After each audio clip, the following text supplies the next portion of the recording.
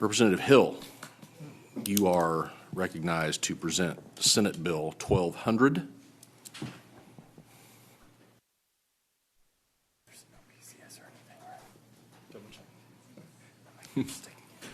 Thank you, Mr. Chairman. Members, this is Senate Bill 1200. Its entire effect as a trigger bill is to ensure that we're doing consistency on daylight savings time. I yield for question, move for adoption.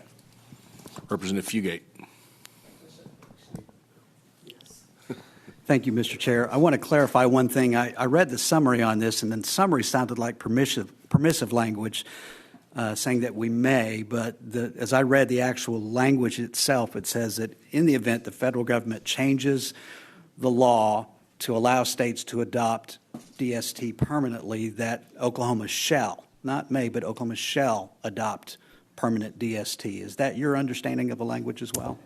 Thank you for the question. My absolute understanding would be that we would adopt it like the 19 other states that have done so since 2018 based on the federal government passing that. Yes. For follow-up.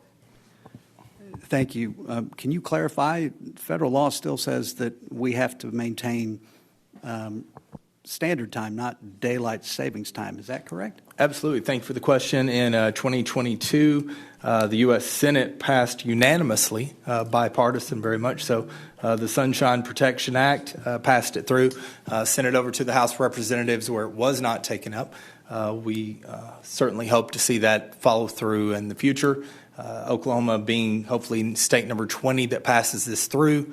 I believe the tipping point would certainly be the 26th state, which we know of other states that are also considering it as well. So I believe this is a step in the right direction for the quality of life and health benefits for all Oklahomans. For follow-up. Last question. Thank you, Mr. Chair. So my understanding of the history of this is that as recently as 1974, the United States as a whole attempted to do permanent daylight savings time and changed the law back in October because it was widely panned. Any thoughts about that? Thank you for the question. I think any time we're looking at making a change nationwide, I think that's always going to be difficult. But I do think for the great state of Oklahoma, this is something we have consistently heard from our constituents, that the inconsistency is difficult on families. It's difficult on children.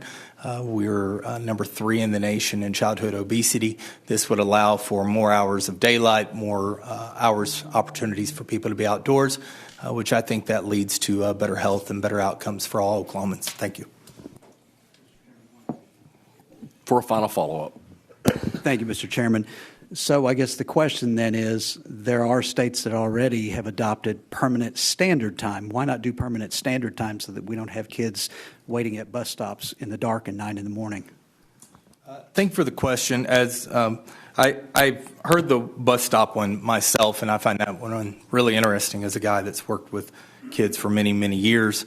That's kind of been the consistency regardless of if you have DST or do standard, either one. That's just part of what we deal with.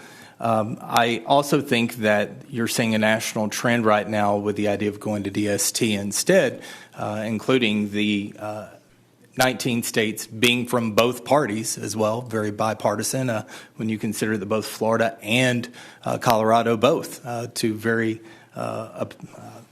opposing views of life, both see it as an opportunity to help families, help kids, and get people outside. So I think this is something we're going to continue to see a trend moving forward. Do I hear a motion? Second.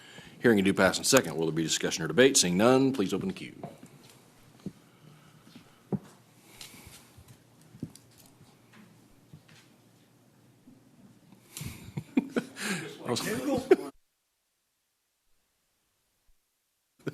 Declare the vote. 6 aye, 2 nay.